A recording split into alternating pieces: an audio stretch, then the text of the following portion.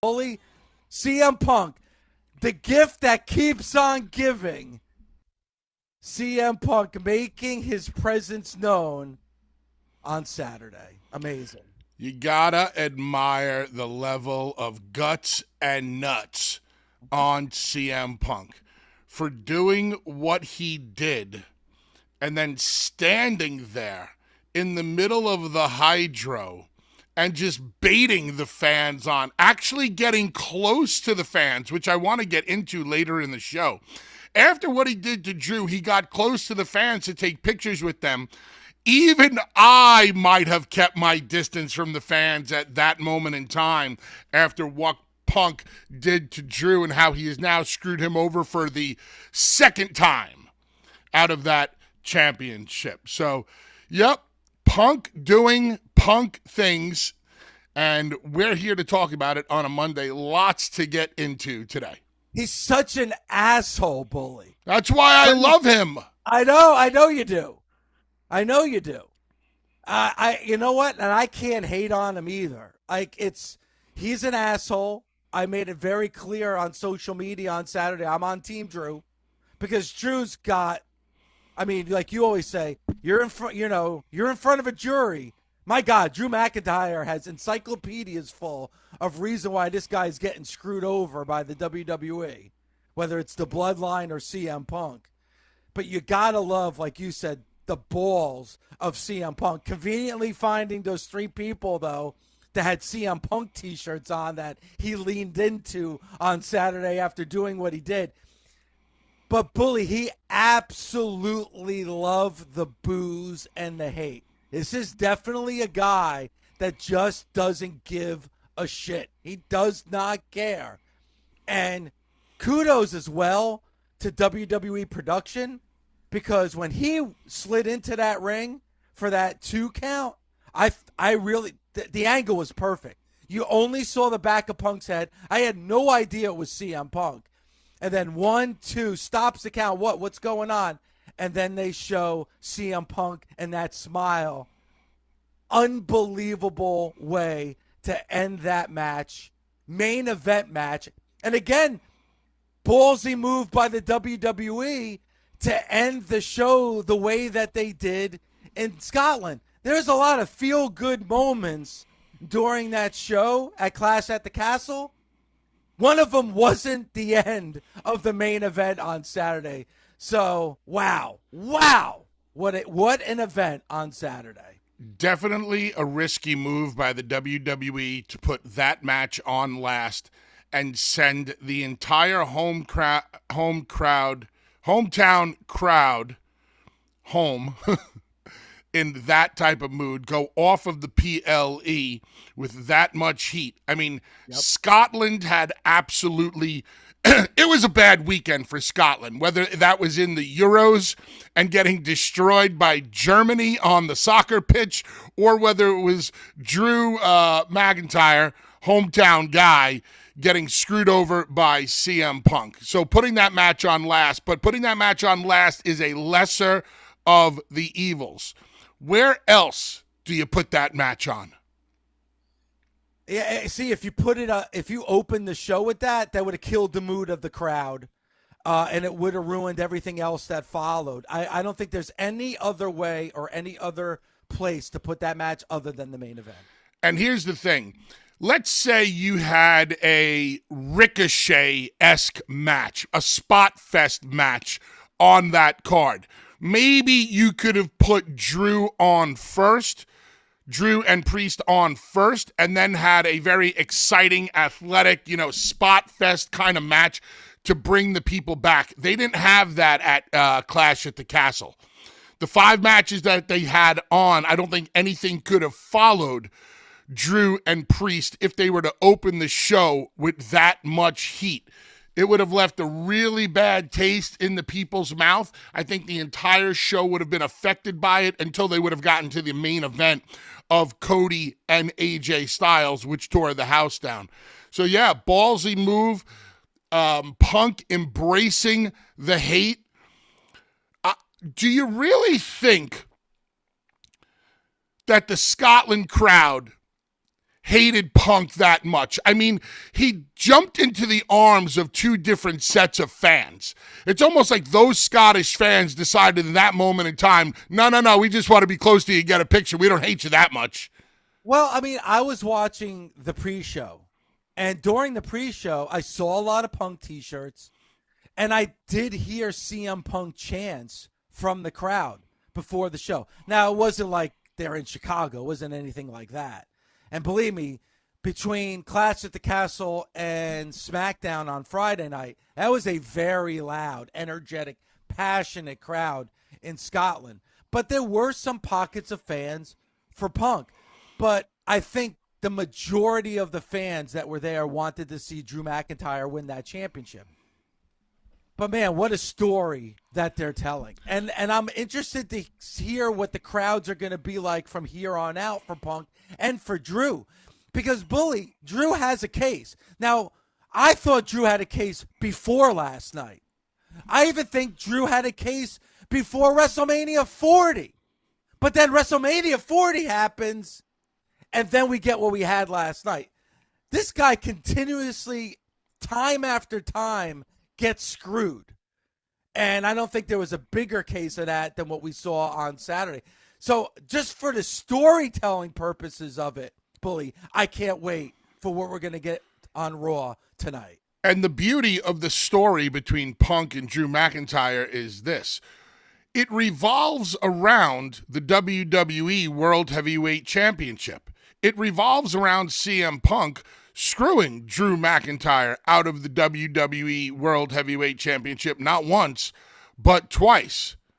But you don't need the WWE World Heavyweight Championship for the match between Drew McIntyre and CM Punk. Screwing him out of the championship has become so personal now that you don't need it. And I fully expect them to go into SummerSlam with a healthy CM Punk versus a Drew McIntyre.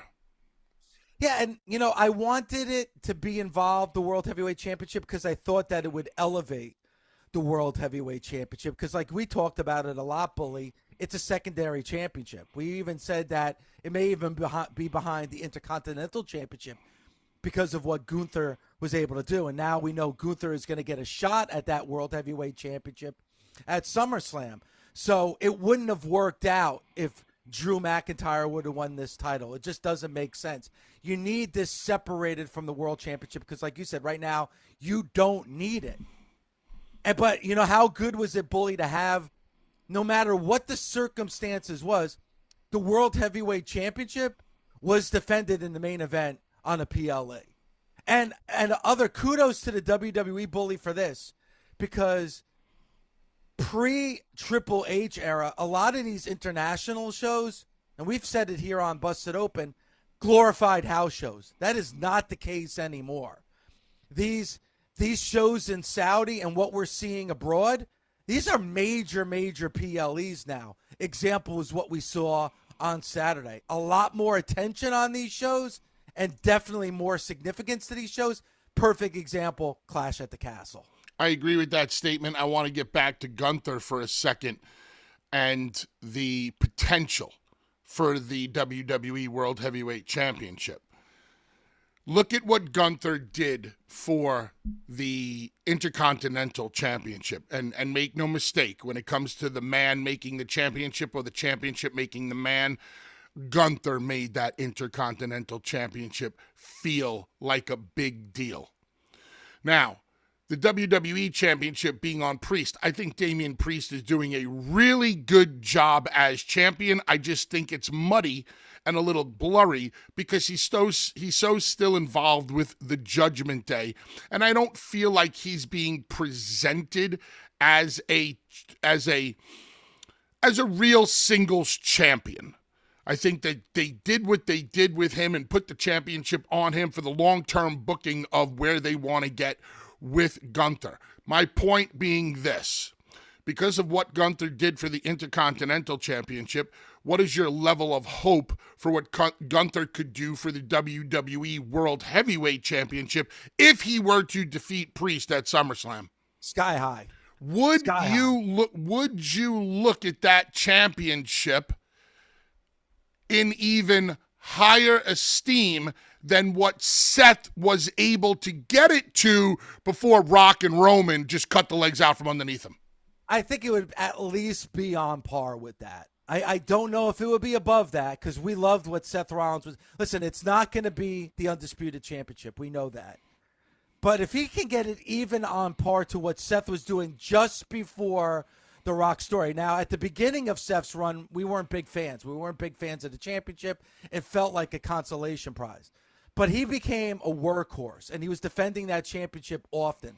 If Gunther could even get it to there, and listen, there are hopes that it may even be above that. Listen, around the waist of Gunther, Bully, like you said, judging by what he did with the Intercontinental Championship, very high hopes if Gunther was to win that championship at SummerSlam. I thoroughly agree, and I think they're set up now on the Raw side for some good stuff. Looking very forward to what happens with the follow-up with McIntyre and Punk.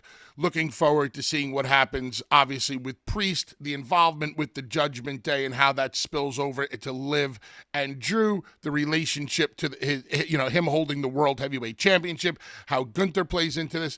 A lot of good stuff. The table is nicely set coming out of Clash at the Castle for WWE on the Raw side, I believe. Yeah, and what they did after the Cody match with the Bloodline beating down Cody, they're setting the table nicely for Cody's next opponent. There's no doubt about it. There's a lot to break down from Clash. Actually, there's a lot to break down from the entire weekend in pro wrestling, Bully, because it was a very busy weekend. But I want to stick a little bit longer because I definitely want to get the take of the nation about what we saw on Saturday and how Clash at the Castle ended with CM Punk. Here's a guy that just loves throwing grenades into the room. And he's unique in that way, Bully. You know, we talk about whether he was able to move the needle in AEW. He definitely was able to do that, in my opinion. But it's amazing what Punk has been able to do. And he's been out of action for so long. Think about it. He has not wrestled. We have not seen CM Punk in the ring since the Royal Rumble. That feels like a lifetime ago.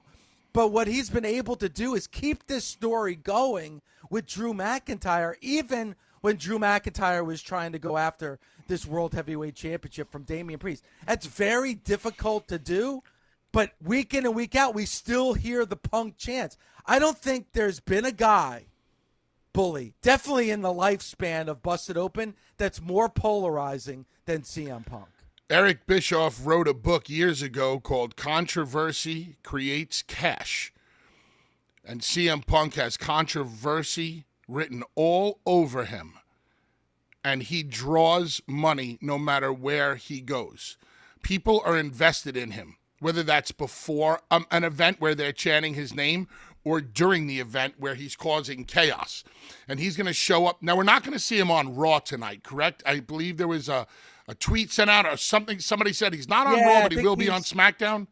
SmackDown's in Chicago on Friday. Imagine what that freaking crowd is going to be like on SmackDown. Do you think the Chicago crowd is going to boo CM Punk out of the arena, out of the city, out of the town because what he did to Drew McIntyre in his hometown of Scotland? No chance. I mean, they are going to embrace CM Punk. We're going to hear a pop probably similar to the pop that we got when Punk showed up in October to the WWE. Now, a question of what they decide to do. Do they go tit for tat? Do they go, listen, Punk screwed over Drew in his hometown. Now, will Drew leave Punk laying in Chicago? Because right now, in my eyes, despite the fact, well, here's the question. As of right this moment, is CM Punk a heel or a babyface? In my eyes, he's a heel. Because what he did was pretty shitty. Bully, this is quintessential heel. It's a championship match. He runs in as a referee in a championship match. He kicks Drew McIntyre in the balls. And then, the whole fake 3 count kicks Drew McIntyre in the balls, causes him to lose the match. Like, what's babyface about anything that CM Punk did on? And the wise ass grin, dressed all in green in the press conference when talking to the journalist after the show. I mean, this guy is a prick. I mean, he is a heel personified. Would you say that CM Punk is presenting himself right now as a cool heel? I don't even know if I would define him as a cool heel, because like it's not even like he's like showing up like with CM Punk gear on to sell T-shirts, or he's giving you a really cool catchphrase to repeat in the arenas. I just think this is who CM Punk is. You like me or you hate me. But the fans are drawn to him. The fans think he is cool. The fans think he's cool, but what he did at Clash was as heel gets. And the reason I ask the question, is CM Punk a cool heel, is because, Dave, tell the nation about our Masters class that dropped this morning. Yeah, the Masters class that dropped this morning is exactly on what Bully is saying, and that is the cool heel. And can you have a cool heel in 2024? And I think that question is even more relevant now because I don't know, Bully. Because when you look at heels like the Road Warriors or like the NWO, or the Four Horsemen, it's impossible to not like them because look at what they're doing. But CM Punk is completely different. This is underhanded, slimy shit that CM Punk is doing. I don't know if I would define this as cool. It's genius. It gets everybody talking. But I don't know if I would define it as cool, Bully. This story just popped into my head. Vince McMahon pulled me and Devon on the side one day. This is when we had first started out with the WWE, and he goes, I know how I'm going to get the people to hate you. Okay, Vince, how? You're going to put a woman through a table. And we started to laugh because we're like, yeah, they're not going to hate us for that. What do you mean? You're going to beat up a woman? You're going to powerbomb her through a table, blah, blah, blah, and they're not going to hate you for that? No. In a way, we were cool heels, doing these things, and it just doesn't work sometimes. Yeah, I mean, you got to read the room, like, and we'll get into Cody and AJ Styles. What AJ did to Cody's mom, different, completely different. But like, yeah, the Dudleys coming in, like it's gonna be. You got to read the room here. Vince obviously didn't do a good job of reading the room. It just popped into my head as something, another thing that just didn't work when it came to the cool heel. But that was what Punk did that night. Was very much. It was strictly for that evening to get them to move forward, screwing Drew over. The babyface screwed over the heel, who was a baby face that night, just to move the story forward. Yeah, they got away with it. And it's amazing to me because you look at that show and then you look at like Alba Fire and Isla Dawn winning the tag champs. Alba Fire, her mom passing away just a week before, which is a tragic story, and then giving that feel-good moment. Amazing. And the crowd ate it up, and good for them. And we'll see where that goes moving forward.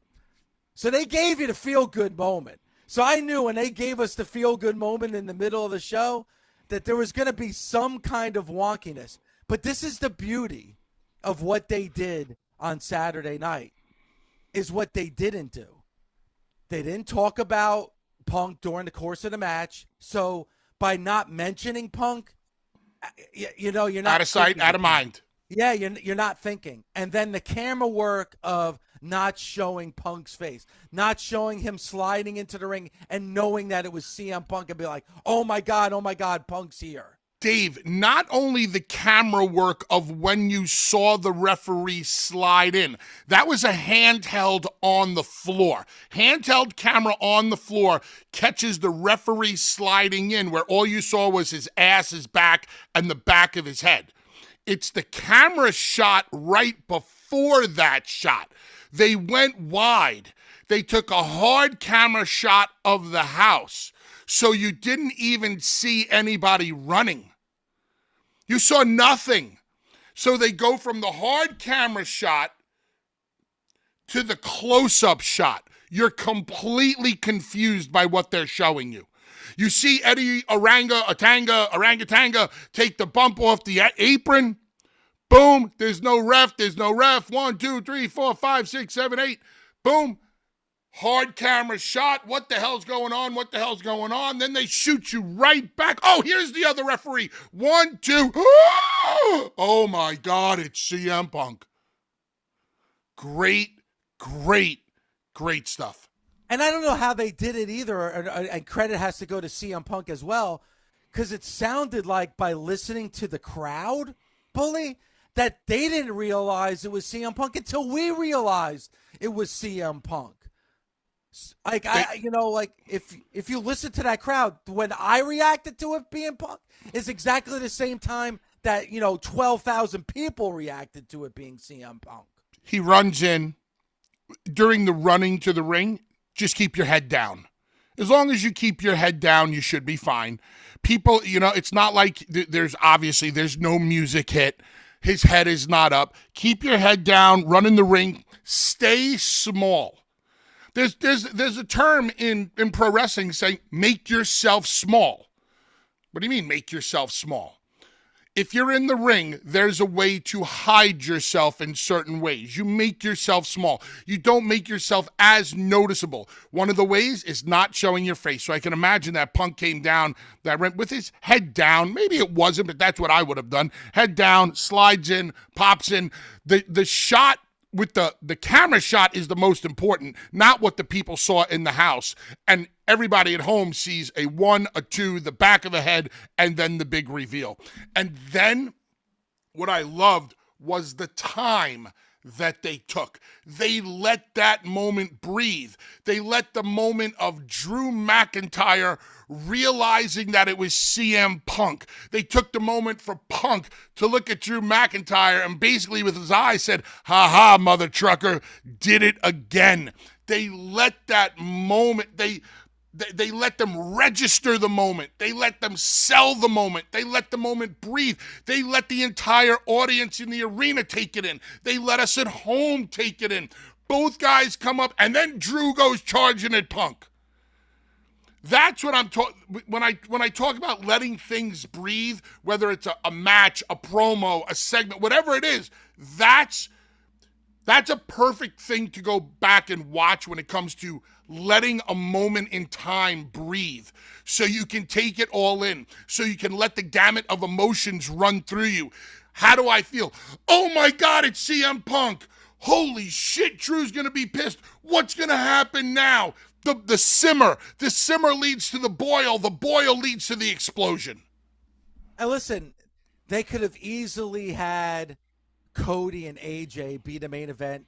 It would have been a feel-good main event. The crowd would have been left there happy. But what they did is they had the event end with a bit of a downer for the live audience, but everybody watching at home like, oh my God, I got to find out what's next. What's going to be, how else can they screw Drew McIntyre? How many more times what is Drew McIntyre? I mean, we're not going to hear from Punk tonight, but I hope we hear from Drew McIntyre tonight. We better hear from Drew. I want to hear from Drew McIntyre tonight. And then I want to hear what Punk has got to say on SmackDown. Now, Monday Night Raw and SmackDown are must-watch just from this one match. Now you have to watch both these shows this week to find out what the next chapter of this story is going to be, Bully. It's great soap opera. What is the hardest day of the week for a soap opera to book? I would have to think it's Monday, right? No, it's Friday. They have to Because the cliffhanger. The cliffhanger. Exactly. Yeah. They have to leave you with such a great cliffhanger on a Friday that you don't stop thinking about it on Saturday and Sunday and can't wait to be back in front of your TV set on Monday. And that's what they did at Clash. They left us with such a good cliffhanger that we can't wait to see what Drew has to say tonight. As you said, Drew has to say tonight and Punk has to say on Friday. I mean, how can you hate Drew McIntyre? Like, I mean, the guy continuously got screwed over by the bloodline. Nobody gave a shit. Cody brings over Jey Uso, one of the guys that screwed Drew. It's like, man, you're not even thinking about me. You bring the bloodline over to this show. What about me? And then what happened at WrestleMania 40 from Punk? And then what happened on Saturday afternoon? Will Drew bitch about it tonight? Or will he lay it out there the way he has been laying it out there, where he tells the truth, but the people just don't give a shit because it's CM Punk. He's telling the truth about it, and the people want to love Punk. They love Punk. I mean, Bully, and again, our Masters class that just dropped this morning is about, can you have the cool heel in 2024? I don't know if I would define Punk as the cool heel. And by the way, just on a side note, I really encourage everybody in the Busted Open Nation to go check out this episode of the Masters class, because I'd really love to hear your feedback on it. It was a very interesting conversation amongst me, Mark, and Tommy, with some answers that shocked me and I think will shock a lot of the fan base. So please check out the Masters class and please leave us your feedback as soon as you possibly can. Go ahead, Dave. Yeah, and the Masters class drops each and every Monday, and it's on the Busted Open podcast, so the only way you can get it is on the podcast. So please subscribe, and then obviously on YouTube, subscribe to our YouTube page so you get the notifications of all the new videos that are going up on our YouTube page as well, Bully. So you're right. I really want to hear from the nation about our Masters class, and it really ties in perfectly with what we saw on Saturday at Clash at the Castle. And how about this for the rest of the show, Dave? I'd love to hear from one or two people who hate CM Punk as of this morning. I definitely want to hear from the nation. And here's the thing, Bully. Like, I definitely see where Drew McIntyre is coming from. I actually tweeted on Saturday, I'm on Team McIntyre. Fuck Punk. But I don't know if I hate CM Punk. Like, it's hard to hate somebody that gives us so much. I mean, can you think of anybody else over the last 10 years that has given us so much like Punk has given us in very small bursts and very little? I mean, the guy was gone for almost 10 years. Think about of everything this guy's given us in 2 years. But because you get Punk in small doses, first of all, absence makes the heart grow fonder. And when you get somebody in small doses, that is as over as CM Punk is, everything he does means that much more. I can't argue with you, because all you have to do is look at the reactions from social media to the live crowds and ticket sales. Go ahead, Bully. When the show started this morning, I threw up a little pre-show tweet, and I included, after what we saw at WWE Clash at the Castle, whose team are you on, Team Punk or Team Drew? As of right now, 60% are on Team Punk, 40% Team Drew. Doesn't sound like a heel to me.